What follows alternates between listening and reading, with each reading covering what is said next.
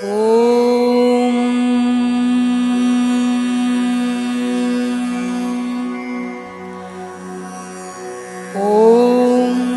तत्सवितुर्वरं रूपं ज्योतिः परस्य धीमहि यन्नः सत्येन दीपयेत् सत्येन दीपयेत्।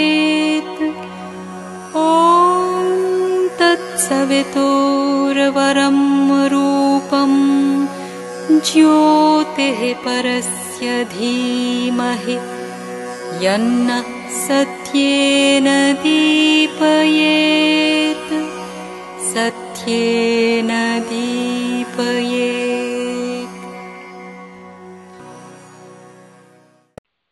श्रीमाता शरणं मम, श्री अरविंद शरणं मम।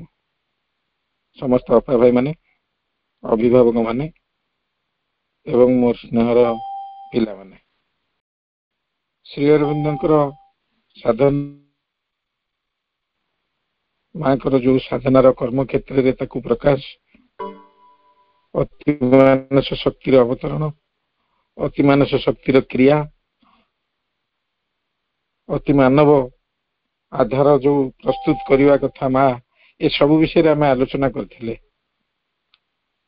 ये जो एत बड़ बड़ काम माँ आ श्री अरविंद पृथ्वी पृष्ठ करे से करैबा पछरे किछि तांको लोक थिले, नहेले काम संभव होई न थांता। तेना आज दिनटी होउची नवेम्बर 8 तारिख 1998 नवेम्बर 8 तारिख दिन संध्या 10 मिनिट रे बाबाजी महाराज महाप्रयाण होता। आज दिनटीर जो विशेषत्व आम ओडिशा रे जो कामटी आरंभ है समग्र पृथ्वी पई श्री अरविंद माँ अति मानस शक्ति अवतरण करते, अति मानसर क्रिया करते, अति मानव आधार प्रस्तुत करते, सब कथा करा जायथिला। किंतु आमे ओडिशा रे एते परिमाण रे एते स्कूल एते पाठचक्र आ ए सब कथा हैला केमती, ए कथाटा आमे टिके आलोचना करबा जे एते कथा केमती हैला। जेतबेले भगवान आसंती पृथ्वी लीला सहचर भाव में किसी लोक किसी ऋषि मुनि महात्मा ये सब नहीं आसता से तांको काम केमिति करेबे, कहा द्वारा करेबे, किपरि करूचंती से कथा सी जानते। तेणु तमे देखिबो जो माने आश्रम रे सब अछंती थिले, दुमंदा थिले, नलिनीकांत गुप्त थिले, मोना सरकार थिले, निरोध बरण थिले, आउ केते केते अछंती भी एबे आउ जो माने की मास को प्रकृति भगवान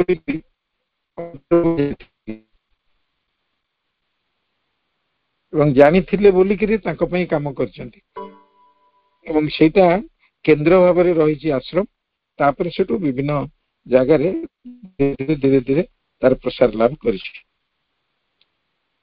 तेणु कथा एते होची जेतबेले भगवान आसंती पृथ्वी की तांको लीला सहचर भाव में किछि ऋषि मुनि सब आसी थांती, सिद्ध महात्मा माने भी आसी थांती। तांको भितरु आम बाबाजी महाराज होचंती जने जहां को पाई समग्र ओडिशा रे एते परिमाण रे मां श्री अरविंद को जानिचंती। तांकरी अनुष्ठान मानक आम सब पाठ पढ़ुचंती, तांकरी अनुष्ठान ने आम माने सब जो अपभाई अछंती पाठ पढ़ुचंती, केते पाठचक्र अछि, सब विषय रे मां श्री अरविंद जेते आउ थियोरी सब संपर्क रे आम ओडिशा रे बेस जना। तार एकमात्र कारण होची जे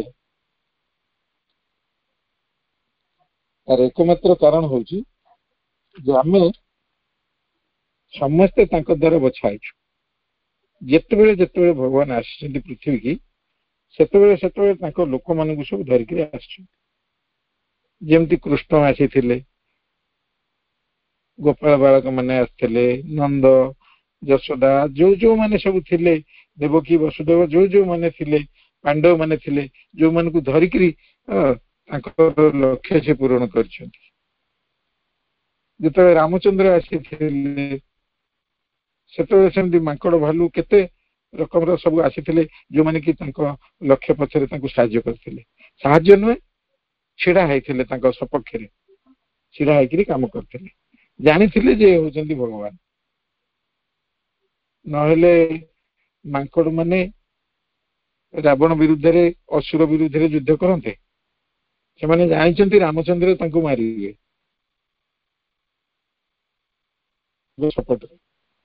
ସେମିତି ଆମେ ଯୋଉମାନେ ପାଠ ପଢୁଛନ୍ତି, ପାଠ ପଢଉଛନ୍ତି, ପାଠଚକ୍ରର ମେମ୍ବର, ସଂଗଠନ ଭିତରେ ଯୋଉମାନେ ଅଛନ୍ତି, ସମସ୍ତେ ଜାଣିଛନ୍ତି କାର୍ଯ୍ୟ ହଉଛି ମାଙ୍କର, ଶ୍ରୀ ଅରବିନ୍ଦଙ୍କର।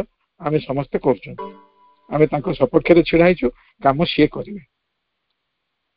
ଏଇ ଭାବରେ ବାବାଜୀ ମହାରାଜ ଆମର ଜଣେ ସିଦ୍ଧ ମହାତ୍ମା, ଯାହାଙ୍କ ପାଇଁ ଏତେ କଥା ସବୁ ହେଲା।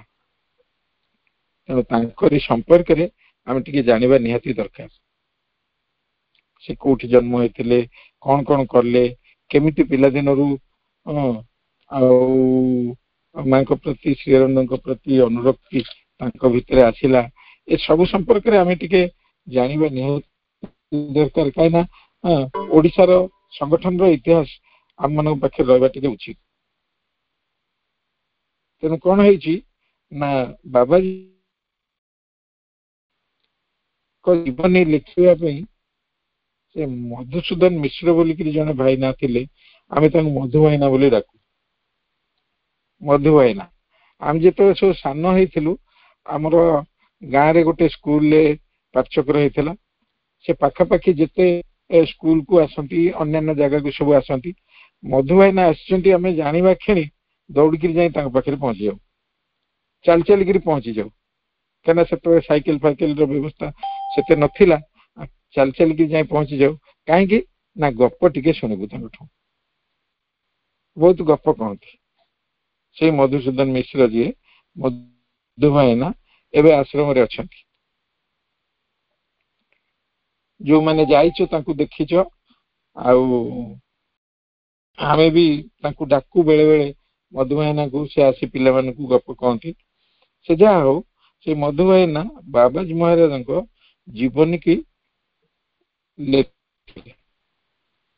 ତାଙ୍କ ଠାରୁ ସଂଗ୍ରହ କରିଥିଲେ, ତାଙ୍କ ଗାଁକୁ ଆସିକିରି ସଂଗ୍ରହ କରିଥିଲେ।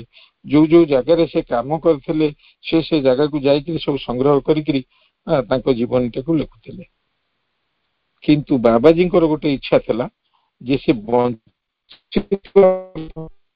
ଜୀବନୀ ଯେମିତି ପ୍ରକାଶ ନ ପାଏ। ଶେଷବାସ ମଧୁସୂଦନ ମିଶ୍ର, ମଧୁ ଭାଇନା ଯିଏ, ତାଙ୍କ ମନରେ ଟିକେ କ୍ଷୋଭ ଥାଏ, କିନ୍ତୁ ଯେହେତୁ ବାବାଜୀଙ୍କର ଇଚ୍ଛା, ତେଣୁ ସେ ତାକୁ ପବ୍ଲିକ କରିପାରୁନଥିଲେ। କିନ୍ତୁ ପ୍ରପତିଙ୍କର ଆଉ ଗୋଟେ ଅନ୍ୟ ଇଚ୍ଛା ଥିଲା। ପ୍ରପତି କହୁଥାନ୍ତି ଯେ ଜଣେ ଚାଲିଯିବା ପରେ ତାଙ୍କ ଶରୀରରେ ସେ ତ ଅଛନ୍ତି, ତାଙ୍କ ଜୀବନୀ କାହିଁ ପ୍ରକାଶ ପାଇବନି। କିନ୍ତୁ ମଧୁ ଭାଇନା କଣ କଲେ ନା, ଯେହେତୁ ବାବାଜୀ ତାଙ୍କୁ ନିଜେ ମନା କରିଥିଲେ, ତେଣୁ ସେ ଚୁପ ହେଇକି ରହିଗଲେ, ପ୍ରକାଶ କରିନଥିଲେ। ଯେମିତି ବାବାଜୀଙ୍କର ମହାପ୍ରୟାଣ ହେଇଛି 98 ମସିହା 8 ତାରିଖରେ, ବୋଧେ ମୁଁ ଭାବୁଛି, ମୁଁ ସେ ଠିକ ତାରିଖଟା ମନେ ପଡୁନି, ନ ମନେ ପଡିଲେ ବି ମୁଁ ଭାବୁଛି ବୋଧେ 26 ତାରିଖ ହବ କି କଣ, ସେଇ ନଭେମ୍ବରରେ ଆଉ ସେଇଟା ପ୍ରକାଶ ପାଇଲା। ମୁଁ ପରେ କହିବି ତମକୁ, କାହିଁକିନା ମୁଁ ସେ ତାରିଖ ମନେ ପଡୁନି ମୋର ଠିକ। ଯାହା ହଉ, ବାବାଜୀଙ୍କର ଜନ୍ମ, ତାପରେ ସେ ବୃତ୍ତାନ୍ତ ଆରମ୍ଭ କରିଛନ୍ତି। ଆମେ ସେଟାକୁ ଧୀରେ ଧୀରେ ଧୀରେ ଧୀରେ ଅଗ୍ରସର ହବା ବାବାଜୀଙ୍କ ଜୀବନୀ ସମ୍ପର୍କରେ। ବାବାଜୀଙ୍କର ଜନ୍ମ ରାୟରପୁରରେ ହେଇଥିଲା। ରାୟପୁର ଆଗକୁ ଏ ମାଛଗା ଗଲା ବେଳକୁ ବାଟରେ ଗୋଟେ ଡେଙ୍ଗା ପୋଲ ବୋଲିକିରି ପଡେ। ସେ ଡେଙ୍ଗା ପୋଲ ପାଖରୁ 2 କିଲୋମିଟର ହବ। ସେ ଗାଁ ନାଁ ହଉଛି ରାୟରପୁର। ପାଖ ଆଖ ଗାଁରେ ବି କିଏ ଜାଣିନଥିଲେ, ଛୋଟିଆ ଗାଁଟି ସେ। ସେଇ ଗାଁରେ ତାଙ୍କର ଜନ୍ମ ହୋଇଥିଲା। ତାଙ୍କ ବାପାଙ୍କ ନାଁ ଥିଲା ମାର୍କଣ୍ଡ ରାଉତରାୟ, ଆଉ ମାଙ୍କ ନାଁ ଥିଲା ଝୁମ୍ପା ଦେବୀ। ବାପାଙ୍କ ନାଁ ଥିଲା ମାର୍କଣ୍ଡ ରାଉତରାୟ, ମାଙ୍କ ନାଁ ଥିଲା ଝୁମ୍ପା ଦେବୀ। ଆଚ୍ଛା, ସେ ବାପା ଜଣେ ଭଗବତ ବିଶ୍ୱାସୀ ଥିଲେ। ମା ବି ବହୁତ ଏ ପୁରାଣ ଶାସ୍ତ୍ର ଏଗୁଡାକ ସବୁ ଶୁଣନ୍ତି, ପଢନ୍ତିନି, ପଢି ପାରନ୍ତିନି, ଶୁଣନ୍ତି। ବହୁତ ଶୁଣିବାକୁ ତାଙ୍କୁ ଭଲ ଲାଗେ। ତାଙ୍କର ଗୋଟେ ବଡ ପୁଅ, ତାପରେ ପରେ 4ଟି ଭଉଣୀ, ଏବଂ ସବା ସାନ ହଉଛନ୍ତି ବାବାଜୀ। ତାଙ୍କ ନାଁ, ତାଙ୍କ ବାପା ମା ତାଙ୍କ ନାଁ ରଖିଥିଲେ କୃଷ୍ଣଚନ୍ଦ୍ର। ତେଣୁ ତାଙ୍କର ପିତୃମାତୃଦତ୍ତ ନାଁ ଥିଲା କୃଷ୍ଣଚନ୍ଦ୍ର ରାଉତରାୟ। ସେ ସବୁଠୁ ସାନ। ବାବାଜୀ କେବେ ହେଇଛି ସେଟା ଆମେ ପରେ ପୁଣି କଥା ହବା, କିନ୍ତୁ ପ୍ରକୃତ ନାଁ ହଉଛି, ଘର ନାଁ ଯୋଉଟା ତାଙ୍କ ବାପା ମା ଦେଇଥିଲେ ସେଟା ହଉଛି କୃଷ୍ଣଚନ୍ଦ୍ର। ସେ ସବୁଠୁ ସାନ ଥିଲେ, ଆଉ ସବୁଠୁ ସାନ ଥିଲେ ବୋଲି ସମସ୍ତେ ବହୁତ ଗେହ୍ଲାରେ ଆଉ ତାଙ୍କୁ ବଢଉଥିଲେ। ସମସ୍ତଙ୍କର ସେ ପ୍ରିୟ ଥିଲେ, ଏବଂ ସେ ପିଲାଦିନେ ବି ଏତେ ଖୁସମିଜାଜ ଥିଲେ, ଯିଏ ଆସୁଥିଲା ତାଙ୍କ ବେଳକୁ ଚାଲି ଯାଉଥିଲେ, ହସି ହସିକିରି ଚାଲି ଯାଉଥିଲେ। ତେଣୁ ତାଙ୍କୁ ସମସ୍ତେ ଧରିବାକୁ, ତାଙ୍କ ସାଙ୍ଗରେ ଖେଳିବାକୁ ସମସ୍ତଙ୍କୁ ଭଲ ଲାଗୁଥିଲା। ପିଲାଦିନେ ସେ କଣ କରନ୍ତି ନା ମାଙ୍କ କୋଳରେ ବସିକି ପୁରାଣ ଶୁଣନ୍ତି। ଏକଦମ ପିଲାଦିନୁ 4 ବର୍ଷରୁ 3 ବର୍ଷରୁ 4 ବର୍ଷରୁ ମା ତାଙ୍କୁ ଯେତେବେଳେ ପୁରାଣ ଶୁଣନ୍ତି, ତାଙ୍କୁ କୋଳରେ ଧରି ବସିକିରି ପୁରାଣ ଶୁଣନ୍ତି। ଥରେ ମାର୍କଣ୍ଡ ପୁରାଣ ପଢା ହଉଥିଲା। ଗୋଟେ ପୁରାଣ ଅଛି, ତାର ନାଁ ହଉଛି ମାର୍କଣ୍ଡ ପୁରାଣ। ସେ ପୁରାଣ ପଢା ହଉଥାଏ। ସେ ପୁରାଣରେ ଗୋଟେ ଜାଗାରେ ପ୍ରଳୟ ବୋଲି ଶବ୍ଦ ଆସିଲା। କଣ ନା, ଏ ପୃଥିବୀ ଦିନେ ପ୍ରଳୟର ସମ୍ମୁଖୀନ ହବ। ଏ ପୃଥିବୀଟା ପ୍ରଳୟ ହେଇଯିବ, ଆଉ କିଏ ରହିବେନି, ତାପରେ ପୁଣି ନୂଆ ସୃଷ୍ଟି ହବ। ଏଇଭଳିଆ କଥାଟି ଯେତେବେଳେ ଉଠିଛି, ସାଙ୍ଗେ ସାଙ୍ଗେ ବାବାଜୀ କଣ କରିଛନ୍ତି ନା, ସେ ଯୋଉ କୃଷ୍ଣଚନ୍ଦ୍ର ସାଙ୍ଗେ ସାଙ୍ଗେ କହିଛନ୍ତି ଯେ ପ୍ରଳୟ ଆଉ ହବନି, ଆଉ ପ୍ରଳୟ କେବେ ହବନି, ଏଇ କଥାଟି କହିଛନ୍ତି। ଯେତେବେଳେ କହିଛନ୍ତି, ସେଠି ଯେତେ ଲୋକ ଥିଲେ ସମସ୍ତେ ଦେଖିଲେ ଏତେ ଛାନ ପିଲାଟେ ଏ ଖନଖନ ହେଇକିରି ପ୍ରଳୟ ହବନି ବୋଲିକିରି କହୁଛି କେମିତି। ସେ ଯାହା ହଉ ଏଇ କଥା କହିଲେ, ଏବଂ ନାମ ଜପ ସବୁ ସାଧନାର ମୂଳ। ସେ ପିଲାଦିନ ଠାରୁ ସେଇ ପୁରାଣ ଶାସ୍ତ୍ର ସବୁ ଶୁଣି ଶୁଣିକିରି ଅନୁଭବ କରିଥିଲେ।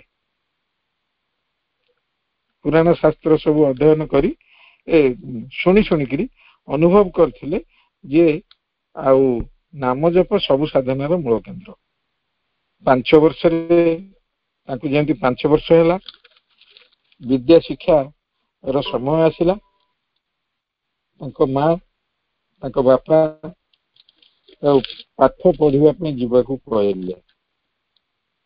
ସେ ପ୍ରଥମେ ଅମଙ୍ଗ ହଉଥିଲେ, ତାପରେ ସେଠୁ ତାଙ୍କ ମା ଥରେ କହିଲା, ତୁ କଣ ପାଠ ପଢିବୁନି, ଆଉ ହଳ କରିବୁ? ଏମିତି ତାଙ୍କୁ ଟିକେ ଭର୍ତ୍ସନା କରି ଥରେ ଗୋଟେ ଝାଡୁ ଧିରେ ପିଟି ଦେଇଥିଲେ ତାଙ୍କ ମା। ଆଉ କୃଷ୍ଣଚନ୍ଦ୍ର କାନ୍ଦିଥିଲେ, ମା ବି କାନ୍ଦିଥିଲେ। ଏମିତି ଆଉ ସେ ପାଠ ପଢିବା ସେଠୁ ଆରମ୍ଭ କଲେ। ସେତେବେଳେ ସବୁ ଅବଧାନ ସବୁ ଥାନ୍ତି, ଅବଧାନ ମାନଙ୍କ ପାଖକୁ ପାଠ ପଢିବାକୁ ଯାଆନ୍ତି। ଅବଧାନ ମାନେ ସେତେବେଳେ ଓଡାଙ୍କ ଫେଡାଙ୍କ କଣ କଣ ସବୁ ଅଛି, ଆମେ ସବୁ ଅଳ୍ପ କିଛି କିଛି ସେ ଯୋଉ ଅଣା ଆଉ କାହାଣ ଏସବୁ କଥା ଆମେ ସବୁ ପାଠ ପଢୁଥିଲୁ। ପାଠ ପଢିବା ବେଳେ ଅବଧାନଙ୍କ ପାଖରେ ଆମେ ବି କିଛି କିଛି ପଢିଛୁ, କିନ୍ତୁ ତାଙ୍କ ସମୟରେ ବହୁ ପରିମାଣରେ ସବୁ ଥିଲା, ତାକୁ ସବୁ ସେ ପଢିଥିଲେ। ଆଉ ବହି କିଛି ନଥିଲା, ଖାଲି ତାଳପତ୍ର ଛେଦା ସେମାନେ ପଢାପଢି କରୁଥିଲେ। ଅଳ୍ପ କିଛି ବହି ଥିଲା ପ୍ରକାର ଏଇ ଯୋଉ ପ୍ରିଣ୍ଟ ଭଳିଆ, ସେଗୁଡାକ ସବୁ ହଉଛି କଣ ନା ରାମାୟଣ, ମହାଭାରତ, ଭାଗବତ, ଦାରିହତା ଭକ୍ତି, ଏମିତି ସବୁ କିଛି ବହି ଥାଏ ମାନଙ୍କ ବିଷୟରେ ଆଉ ସଂସ୍କୃତି ବିଷୟରେ, ଭାରତୀୟ ସଂସ୍କୃତି ବିଷୟରେ ଏସବୁ ବହି କିଛି ଥାଏ।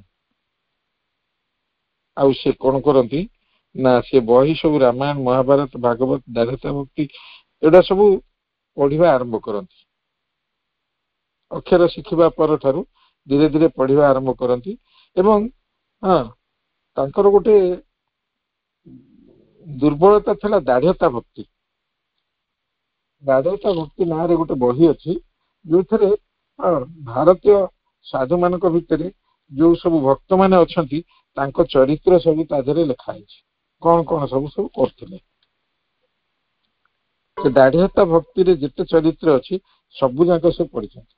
ଏବଂ ଆମେ ବି ବେଳେ ବେଳେ ଯେତେବେଳେ ବାବାଜୀଙ୍କ ପାଖକୁ ଯାଉ, ସେତେବେଳେ ସେ ଆମକୁ ସେ ଦାଢ୍ୟତା ଭକ୍ତିର କିଛି ଗପ ବି ଶୁଣେଇଛନ୍ତି।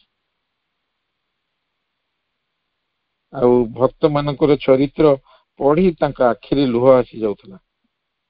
ଏବଂ ଗୋଟେ ତା ଦେହରୁ ଗୋଟେ ଚରିତ୍ର ରଘୁ ବେହେରା, ସେଇ ଚରିତ୍ର ପଢିବା ପରେ ସେ ନାମ ଜପକୁ ସଂସାରର ସାର ବୋଲିକିରି ମନେ କଲେ।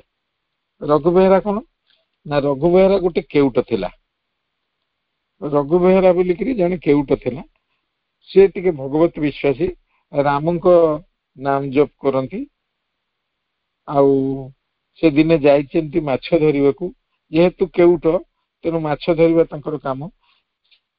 ମାଛ ଧରିବାକୁ ଯାଇଛନ୍ତି, ଆଉ ଗୋଟେ ମାଛ ଧରିଛନ୍ତି, ରୋହି ମାଛଟେ ଧରିଛନ୍ତି। ସେ ରୋହି ମାଛକୁ ତାକୁ ଆଣିଛନ୍ତି, ଆଣିକିରି ତା ତଣ୍ଟିକି ଚିପିବାକୁ ବସିଛନ୍ତି ମାରିବା ପାଇଁ। ସେତିକି ବେଳେ ସେ ତା ଭିତରୁ ରାମ ନାମ ଶବ୍ଦ ଆସିଲା। ଯେତେବେଳେ ରାମ ନାମ ଶବ୍ଦ ଆସିଲା, ଚାରିଥର ସେ ରାମ ନାମ ଜପ ଆସିଲା ଶବ୍ଦ, ଯେମିତି ଶୁଣିଛନ୍ତି ସେ ସେଟା ଆଶ୍ଚର୍ଯ୍ୟ ହେଇଗଲେ ଯେ ମାଛଟା ରାମ ନାମ ଜପ କରୁଛି। ସେ ନିଜେ ରାମଙ୍କ ଭକ୍ତ, ରାମଙ୍କ ନାମ ଜପ କରନ୍ତି। କିଏ ରଘୁ ବେହେରା। ତାପରେ ସେଠୁ ସେ କଣ କରିଛନ୍ତି ନା ମାଛ ଟିକେ ଆଉ ନ ମାରିକିରି ଗୋଟେ ଝରଣା କୂଳକୁ ଯାଇକିରି ମାଛ ଟିକେ ଛାଡି ଦେଇଛନ୍ତି ଏବଂ ରାମ ନାମ ଜପ କରିଛନ୍ତି। ସେଇଠି ସିଦ୍ଧି ଲାଭ କରିଛନ୍ତି। ଏଇ କଥାଟା ସେ ପଢିଛନ୍ତି। ପଢିକିରି ଆଉ ମନେ କରିଛନ୍ତି ଯେ ରାମ ନାମ ଜପ ହଉଛି ସଂସାରରେ ସାର। ଆଉ ଗୋଟେ କଥା ହଉଛି, ସେ ପିଲାଦିନ ଠାରୁ ଆମିଷ ଖାଉନଥିଲେ, ବିଲକୁଲ ଖାଉନଥିଲେ। ତାଙ୍କ ଘରେ ଯେତେବେଳେ ତାଙ୍କ ଆଉ ଭଉଣୀ ମାନେ, ଭାଇ ଏସବୁ ଯେତେବେଳେ ତାକୁ ବିଭିନ୍ନ କଥା କହନ୍ତି, ସେ କଥା ଶୁଣନ୍ତି, କିନ୍ତୁ କିଛି ନ ଶୁଣିଲା ଭଳି ପଳେଇ ଯାଆନ୍ତି, ଏ ଖାଆନ୍ତିନି। ଦିନେ ଗୋଟେ ପୋଖରୀ, କି ପୋଖରୀ ସେଇଟା ଆମର ତମର ଯୋଉମାନେ ରାୟରପୁର ସବୁ ଯାଇଥିବ, ଆମର ସେଠି ସ୍କୁଲ ଅଛି, ରିଲିଫ ସେଣ୍ଟର ବି ଅଛି, ଶ୍ରୀଅରବିନ୍ଦଙ୍କ ଦେହାଂଶ ବି ଅଛି ସେଠି।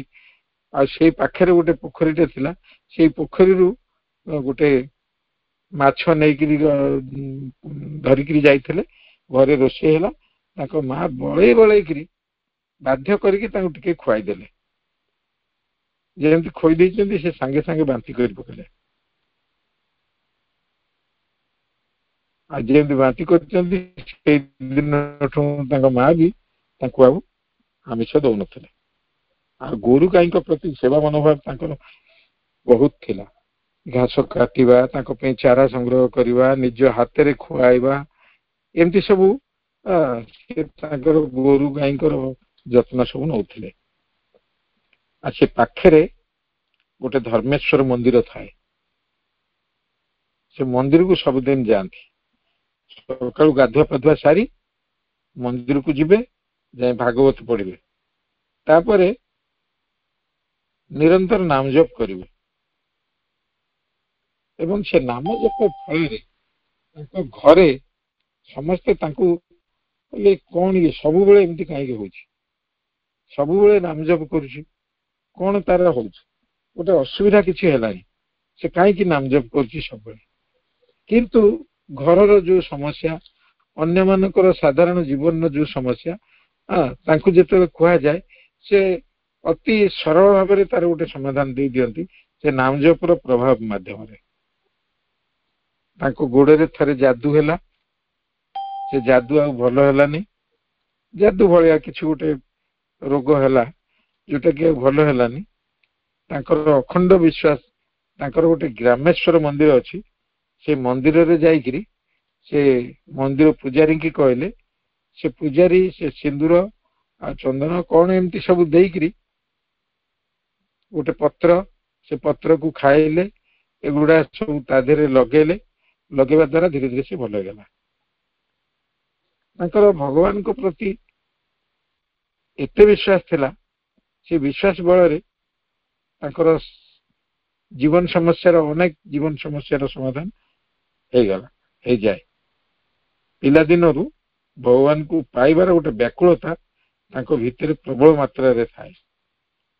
ତେଣୁ ସେ ମନେ ମନେ ଭାବୁଥାନ୍ତି, ଯଦି ମୁଁ ଭଗବାନଙ୍କୁ ପାଇବି, ଭଗବାନଙ୍କୁ ଖୋଜିବି, ତେଣୁ ମୋର ଗୋଟେ ଜଣେ ଗୁରୁ ଦରକାର। ଗୁରୁ ନହେଲେ ମୁଁ କେମିତି?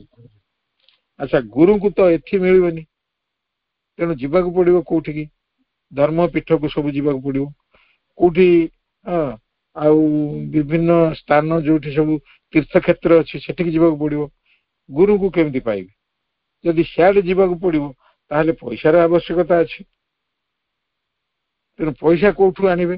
ତାଙ୍କର ତ ସେତେ ଆର୍ଥିକ ସମ୍ବଳ ନାହିଁ ତାଙ୍କ ଘରର। ତେଣୁ ସେ କଣ କଲେ ନା, ତାଙ୍କୁ ଯୋଉ ଖର୍ଚ୍ଚ କରିବାକୁ ସବୁ ଦିଅନ୍ତି, ସେ ତା ଦେହରୁ କିଛି ଅର୍ଥ ସଞ୍ଚୟ କରିକି ରଖନ୍ତି। ଏମିତି କିଛି ଦିନ ଗଲା, 11 ବର୍ଷ ଆସିଗଲା। 11 ବର୍ଷରେ ପାଠ ପଢା ଶେଷ, ଆଉ ତାପରେ ପାଠ ପଢା ହେଇନି।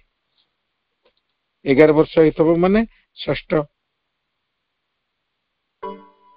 ସେଇଠୁ ପାଠ ପଢା ବନ୍ଦ। କାହିଁକି ନା ତାପରେ ହାୟର ଏଜୁକେସନ, ଉଚ୍ଚ ଶିକ୍ଷା ପାଇଁ କିଛି ବ୍ୟବସ୍ଥା ଗାଁ ମାନଙ୍କରେ ନଥିଲା। ବାହାରକୁ ଯିବାକୁ ପଡିବ। ବାହାରକୁ ଯିବାକୁ ହେଲେ ଅର୍ଥର ଆବଶ୍ୟକତା ରହିଛି। ଅର୍ଥ ସେ ଘରେ ତାଙ୍କର ଏତିକି ସେତିକି ସମ୍ବଳ ନାହିଁ ଯାହାକୁ ଗୋଟେ ପିଲାକୁ ବାହାରେ ରଖିକି ପାଠ ପଢେଇ ପାରିବେ। ଆର୍ଥିକ ସ୍ୱଚ୍ଛଳତା ଘରେ ନଥିଲା। ଉଚ୍ଚ ଶିକ୍ଷାର ବ୍ୟବସ୍ଥା ମଧ୍ୟ ଗାଁ ମାନଙ୍କରେ ନଥିଲା। ତେଣୁ ସେ କଣ କଲେ ନା, କିଛି ସେ ରାୟରପୁର ପାଖରୁ 7-8 କିଲୋମିଟର ହବ, ସେ ଜାଗାଟା ନାଁ ମୋର ମନେ ପଡୁନି, ସେଇ ଜାଗାରେ ସେ କଣ କଲେ ନା ଗୋଟେ ଚାହାଳି ଆରମ୍ଭ କରିଦେଲେ। ଏ ନିଜେ ଅବଦାନ ହେଇଗଲେ। ଚାହାଳି ଆରମ୍ଭ କରି ପିଲାମାନଙ୍କୁ ପାଠ ପଢେଇବା ଆରମ୍ଭ କଲେ।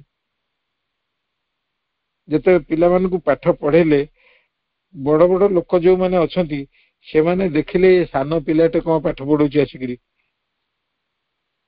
ତଥାପି ତାର ପାଠ ପଢା, ତାଙ୍କର ମେଧାବୀ ଗୁଣ ତାକୁ ଦେଖିକିରି ସମସ୍ତ ପିଲାଙ୍କୁ ତାଙ୍କ ପାଖରେ ଛାଡିଲେ। ସେତେବେଳେ ସବୁ ଚାଟଶାଳୀରେ ଯୋଉମାନେ ପାଠ ପଢୁଥିଲେ ପଇସା ପତ୍ର କିଛି ଦିଅନ୍ତିନି। ସେ ତାଙ୍କୁ ଖାଇବା ପିଇବା, ଚାଉଳ, ଡାଲି ଆଉ ପନିପରିବା ଏସବୁ ନେଇକିରି ଦଉଥିଲେ, ଏବଂ ଗାଁର ଲୋକମାନେ ତାଙ୍କୁ 2 ଟଙ୍କା ଦଉଥିଲେ ମାସିକୁ। ସେ ତାକୁ ନେଇକି ତାଙ୍କ ମାଙ୍କୁ ଦେଇ ଦିଅନ୍ତି। ମା ଜାଣିଲେ ଯାହା ମୋ ପୁଅ ରୋଜଗାର କଲାଣି। 2 ଟଙ୍କା ମାନେ କେତେ ସେତେବେଳେ? ଆମମାନେ ସବୁ ଯେତେବେଳେ ସାନ ସାନ ହେଇଥିଲୁ, ତମେ ସବୁ ଶୁଣିଲେ ଆଶ୍ଚର୍ଯ୍ୟ ହବ, ଆମେ ଟଙ୍କାଟେ ନେଇକିରି ଯିବୁ ହାଟକୁ, ଗୋଟେ ବସ୍ତାରେ ବସ୍ତାଏ ପରିବା ଧରିକିରି ଆସିବୁ। ଏନା ଟଙ୍କାକରେ ଗୋଟେ ଆଳୁ ବି ହବନି। ସେମିତି ତାଙ୍କ ବେଳେ ଆହୁରି କଣ ଥିବ? 2 ଟଙ୍କାର କେତେ ମୂଲ୍ୟ କେତେ? ସେ ଯାହା ହଉ, ସେଇଠି ରହିକିରି କିଛି ଦିନ ପିଲାଙ୍କୁ ପାଠ ପଢେଇ ସାରିବା ପରେ ତାଙ୍କର ବଡ ଭାଇ ଆଉ ମୋହରିର କାମ କରୁଥାନ୍ତି। କୋଉଠି ସେ ଜାଗାଟା ମୋର ମନେ ଗୋଟେ କଚେରୀରେ। ସେଇଠି କଣ କଲେ ନା, ଇଏ ଯାଇକିରି ମୋହରିର କାମ ଶିଖିଲେ। ବାବାଜୀ ମହାରାଜ ଭାଇ ଦେଖିଲେ ସାନ ପିଲାଟେ, ତେଣୁ ବଡ ବଡ କାମ ଦେଲେନି, ସାନ ସାନ କାମରେ ତାଙ୍କୁ ସବୁ ଶିଖେଇଦେଲେ। ସେ ସବୁ ତାକୁ ଶିଖିଲେ ଏବଂ ବଡ ବଡ କାମ ନିଜର ଯେହେତୁ ଉତ୍ସାହ ଥିଲା, ତେଣୁ ସେ ବଡ ବଡ କାମ ମଧ୍ୟ ସେ ତା ଦେହରୁ କରିପକେଇଲେ, ଶିଖିଗଲେ ସବୁ। ଏବଂ ଆଉ ଗୋଟେ କଚେରୀ ସାରଣା ବୋଲିକିରି, ସେଇ କଚେରୀରେ ସେ ନିଜେ ଯାଇକିରି ମୋହରିର କାମ ଆରମ୍ଭ କଲେ। ଏ କାମ ଚାଲିଲା, ସେଠି ରହିଲେ, ପଇସା ପତ୍ର ଯାହା ଅଳ୍ପ କିଛି ରୋଜଗାର ହଉଥାଏ ତାକୁ ଘରକୁ ଦଉଥାନ୍ତି। ସେଇ ସମୟରେ ଓଡ଼ିଶା ଆଉ ବିହାର ଏ ଦିଟା ଯାକ ଏକାଠି ଥାଏ। ଓଡ଼ିଶା ଆଉ ବିହାର ଦିଟା ଯାକ ଏକାଠି ଥାଏ, ଏକତ୍ର ହେଇକିରି ଥାଏ। ତେଣୁ ଗୋଟେ ସେଟଲମେଣ୍ଟ କାମ ସେତେବେଳେ ଚାଲିଥାଏ, ଯୋଉଟା କି କଟକରେ ଚାଲିଥାଏ। ସେ ସେଟଲମେଣ୍ଟ କାମରେ ଯୋଗ ଦେବାକୁ ସେ କିଛି ଲୋକଙ୍କ ସାଙ୍ଗରେ ଚିଠି ପତ୍ର ଦବା ନବା କରିକିରି ସେ ସବୁ ବିଷୟରେ ବୁଝିଥିଲେ। ଏବଂ ହଠାତ୍ ଦିନେ ତାଙ୍କ ମା ଯେତେ ମନା କଲେ ବି, ବାପା ମନା କଲେ ବି, ସେ ଯାଇକିରି କଟକରେ ପହଞ୍ଚିଗଲେ। ଏବଂ ସେଇ ସମୟରେ ସେଟଲମେଣ୍ଟରେ କାମ କରିବା ପାଇଁ ଗୋଟେ ଯେମିତି ପରୀକ୍ଷା ଚାଲିଥାଏ, ସେ ପରୀକ୍ଷାରେ ସେ ଯୋଗ ଦେଲେ। ସେଟା ହଉଛି କଣ ନା ନକଲ କରିବା କାମ। ତାଙ୍କର ଅକ୍ଷର ଭଲ, ସେ ନକଲ କରିବା କାମ ସେ ସେଠି ପାଇଲେ ଏବଂ ସେଠାରେ କଟକରେ ଯୋଉ ସେଟଲମେଣ୍ଟରେ କାମ କଲେ। ଆଉ ତାଙ୍କ ଦରମା କେତେ ଥିଲା ଜାଣିଛ? ସେତେବେଳେ ତାଙ୍କ ଦରମା ଥିଲା 27 ଟଙ୍କା। ସେଇ 27 ଟଙ୍କାରେ ସେ ସେଠି ଚଳିଲେ। ରହି ରହି ରହି ରହି ଘରକୁ ତ ଯାଇ ହୁଏ ନା ବେଶୀ ସମୟରେ, ଆଉ ଗାଡି ମଟରର ସୁବିଧା ନଥିଲା। ଆଉ ତେଣୁ ବହୁତ ଦିନ ପରେ ଯେତେବେଳେ ଘରକୁ ଯିବେ 100, 200, 300 ଏମିତି ଟଙ୍କା ଘରେ ଦେବେ।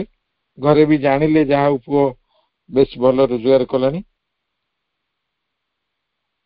ତାପରେ ସେଠୁ ତାଙ୍କ ବିବାହ ପ୍ରସ୍ତାବ ସବୁ ଆସିଲା। କାହିଁକିନା ପୁଅ ରୋଜଗାର କଲାଣି, ତାଙ୍କ 21 ବର୍ଷ ହେଇଗଲାଣି ସେତେବେଳକୁ। ବିବାହ ପ୍ରସ୍ତାବ ଯେମିତି ଆସିଲା, ସେ ପୁରା ମନା କରିଦେଲେ।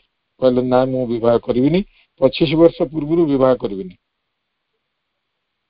ଏତିକି କହିବା ଭିତରେ ସେ ତାଙ୍କର ରାଞ୍ଚିରେ ଗୋଟେ ଜାଗାରେ କାମ ଆରମ୍ଭ କଲେ। କାମ ପାଇଗଲେ, ରାଞ୍ଚିରେ ଯାଇକିରି କାମ କଲେ। ଧୀରେ ଧୀରେ ଧୀରେ ଧୀରେ ସେ ବଢି ବଢି ବଢି ବଢି ଯାଉଛନ୍ତି।